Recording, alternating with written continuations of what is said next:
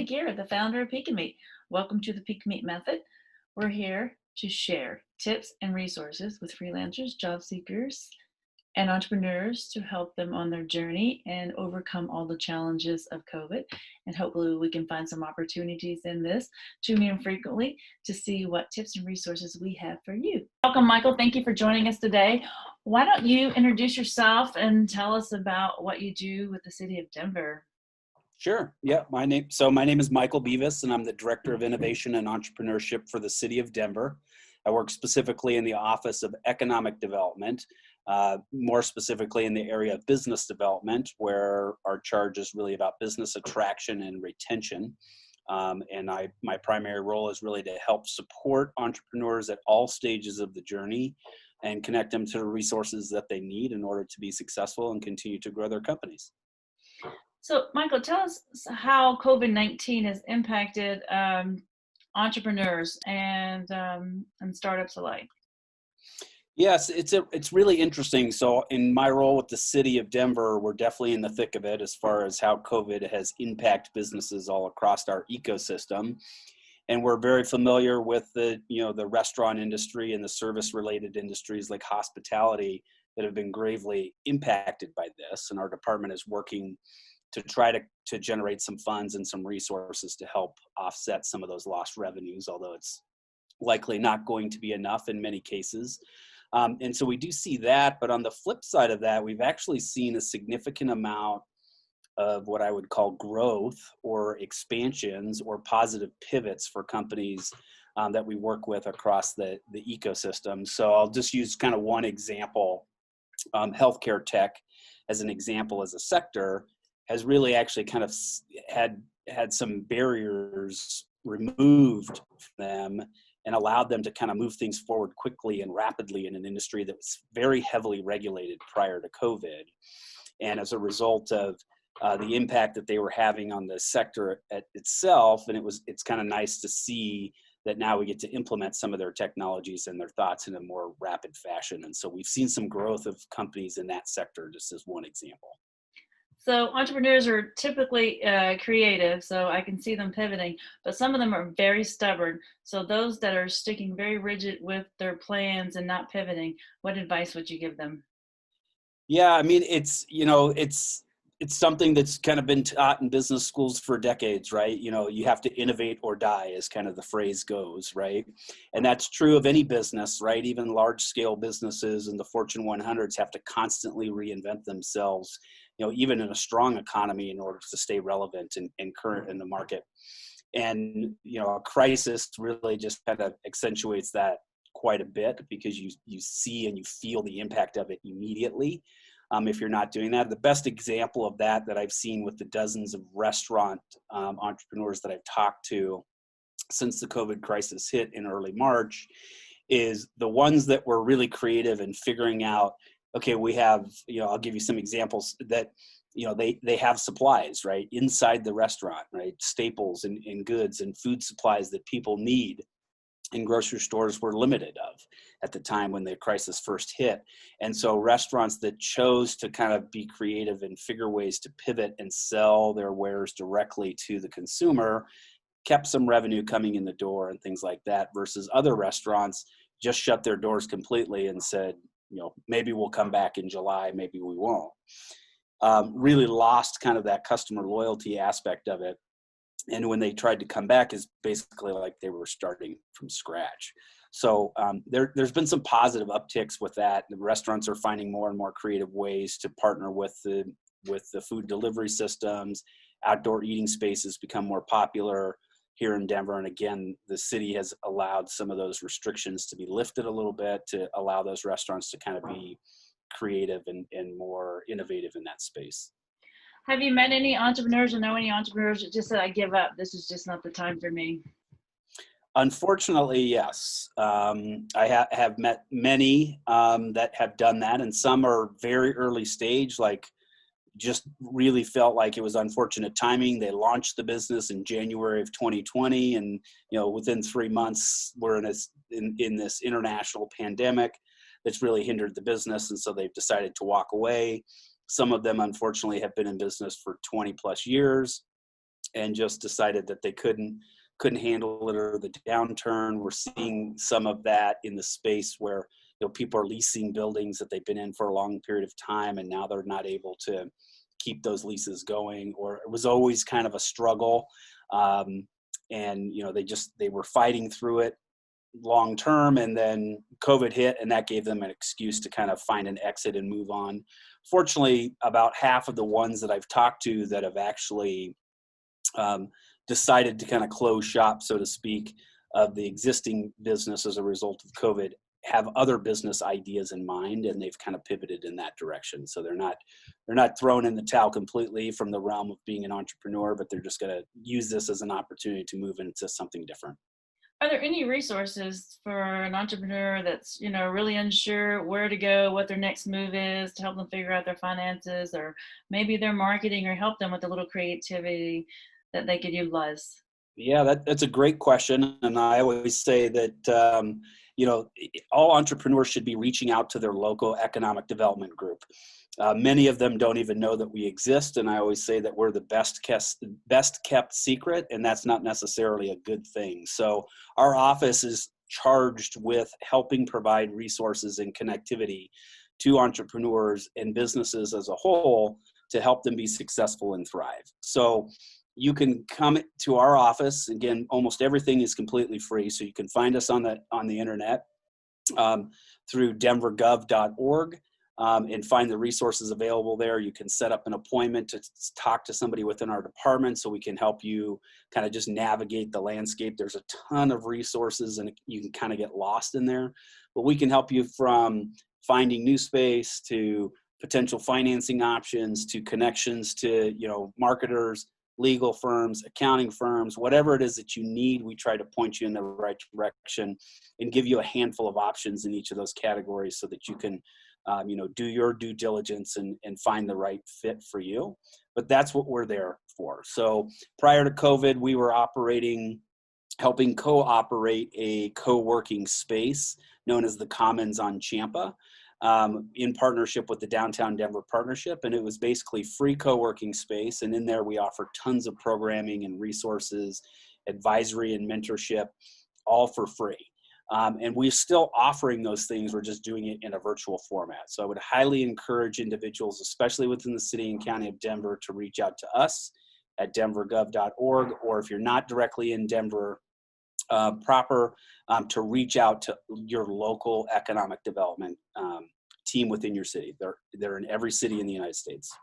So every city in the United States has it. So I don't think most people know that. I didn't know that. And I just thought when I came to Denver that it just had a ton of resources. So I was really grateful. And I just happened to bump into someone that told me. So this is definitely a word that we want to get out there. Yeah, and some are more robust than others. Obviously, if the city, is a little bit larger, they're going to have more resources. But even here in Denver, our surrounding, partner neighborhoods like Arvada and Aurora and these different communities, Wheat Ridge, they have economic development teams that can help you out. Again, they're sometimes a little bit limited as far as staffing and those kinds of things, but they do a really nice job of keeping a strong list of resources to help entrepreneurs out. Yeah, I love that. Did you have any friends or family that were personally affected COVID-19? Did they lose their job, or maybe get demoted, or had to stay home because they had kids during? Unfortunately, I do have some wood here. I was going to knock on some wood and say, fortunately, I don't have any direct connection to anybody who's been negatively impacted by COVID, fortunately. So probably the biggest hurdles that my close friends, I have a lot of close friends that are still working in the education space. In the K through 12 education in particular has been, it's seen a huge shift, I guess, in regards to mindset and how you approach education. And it's been a massive struggle for those that are teaching in that space to kind of understand and pivot quickly from a in-person classroom environment to a virtual environment, while at the same time the kids are trying to figure it out, the administration is trying to figure out, and those poor teachers have really been kind of sandwiched in the middle. And then if you're one of those teachers who also happens to be a parent and has school-age children that are suffering through it at the same time, They really got hit from all sides on that piece. So I've seen a lot of mental toll, so to speak, on those in the teaching profession for sure. And I have lots of close friends that are in that space. So entrepreneurs, they have this flexible schedule. They get to work 15 to 17 hours a day. Yeah. How do you think they're handling, trying to teach the kids at home over Zoom and still managing, their business, their day to day? Yeah, it's interesting. I mean, it's definitely a challenge, and I'm on a call, all day, every day throughout the workday, and most of the people I would say that I'm on a call with, a good portion of them have children at home, and they're kind of figuring it out. Some of them are able to adjust their schedules because they have a partner at home that after 2:00 they can take over, and so then their day kind of starts at 2:00 and they work through till 10 or 12 at night kind of thing, which is not uncommon for an entrepreneur. And to be honest with you, most of the ones that I talk to are not really complaining too much about that aspect of it, what feels ultimately like an extra workload. Where most of them are tending to struggle a little bit is the social interaction piece that's been lost as a result of COVID. Entrepreneurs are typically very outgoing individuals, and they're very extroverted, and they thrive on being around people, and they get some of their best, most innovative ideas while they're partnered with people in a face-to-face environment, and many of them are trying to figure out ways to pivot. Yeah, I agree. On the collaboration is missing, so it's really smart to just reach out to some of your acquaintances or some of the resources you had before. You named some really good resources, and like I said, they're fabulous here in Denver. Are there any books, blogs, or any type of motivation that you'd recommend for an entrepreneur so they can just keep doing their hustle every day? Yep. So a couple of things. I'm glad that you brought that up, Brenda. A couple of things, especially here in Colorado right now. There's a movement known as Energize Colorado. It's supported by the governor, and it's also supported by some very successful entrepreneurs in the Colorado ecosystem. And they've built something called the Startup Community on an app called the Mighty. It's called the Mighty Networks. And it's kind of spearheaded by Brad Feld, who's a very well-known entrepreneur based here in Colorado. And he has a new book out as well called Startup Communities. It's definitely a resource that I would encourage individuals to go out and find. You can find it on Amazon or any place that you really buy books. Brad's a well-known thought leader in the space, and he does a really nice job of explaining the critical elements that make for strong communities, especially in the entrepreneur ecosystem. And that's how I would encourage people to kind of just get plugged in, get some motivation from their peers in the space. The other resource that I would highly encourage individuals to do, and I participate in this myself as an entrepreneur, is here locally we have a group called Colorado Thought Leaders Forum. And it's a group that's primarily focused on bringing together CEOs of companies, but helping them stay grounded and reflected in the personal development side of what it means to be the leader of a company. And so it's a really critical aspect of entrepreneurs staying balanced throughout the process. And certainly you can, if you're outside of Colorado, you can connect with Colorado Thought Leaders Forum here, but I would encourage you to look into the communities where you're at to see if there's local groups that are providing this type of personal development and personal grounding for the entrepreneurs, because it'll help you ride out the pandemic that we're experiencing. That personal grounding, does that group, do they have anything to do with help with isolation? So Brad, during Denver Startup Week, he interviewed Dave Moore, and they kind of really talked about mental health issues, and I love that session. I thought it was fantastic, very informative. I think sometimes people think people are successful and they don't go through these things. Well, they did the hard work first, and sometimes they still, we have issues, right? And okay, we're normal, we're human. It's critically important, and Brad's well known for speaking candidly about his own personal struggles with mental health. And he actually is an original founder of the Colorado Thought Leaders Forum here in Denver. So Brad and Jared Polis, our current governor, and a handful of other well-known successful entrepreneurs, they started a chapter here in Colorado known as the Blackstone Entrepreneur Network. And from that, then they've kind of spun off and created this Colorado Thought Leaders Forum so that both of those groups could kind of stay focused on what their key strengths are. And Colorado Thought Leaders Forum is it's a very active group with CEOs. And again, the focus is really on just mental wellness for the CEO themselves. And as I mentioned, I personally participate in it. We meet once a month and we have a very kind of closed door, candid session with each other where we all get to lean on each other and cry on each other's shoulders if we need to. And I love it. And, you can look up to someone and say, hey, they're this person, and they're experiencing some of the things I'm experiencing. And I think that's just very helpful to a lot of people. Yep, I agree. So we talked a little bit about isolation. So what did you do during this whole COVID shutdown? Did you have a side hustle, some hobbies? How did you get through it? Yeah, it's very interesting. And for me, I've probably been slightly less impacted than maybe a lot of my colleagues. I had the luxury and the freedom to have a very flexible work schedule prior to COVID. So I wasn't the 9-to-5er inside of an office building every day sitting at a desk. I was very frequently out and about networking in coffee shops and visiting local businesses and things of this nature. And I tend to work, 7 a.m. till 10 p.m. kind of thing, which is something that I actually enjoy. And when COVID hit, I was able to actually kind of keep that schedule and that momentum going. It just lost the personal, direct, face-to-face connections and the networking events that were happening in the evenings and those kinds of things. And those things have pivoted to virtual settings and Zoom calls and Microsoft Team meetings and these kinds of things. And so I'm able to kind of, from a work schedule and a flow standpoint, it's been relatively consistent for me as a result of that. I do have a side hustle and a side business that was negatively impacted by COVID in one way, but in another way, it picked up quite a bit.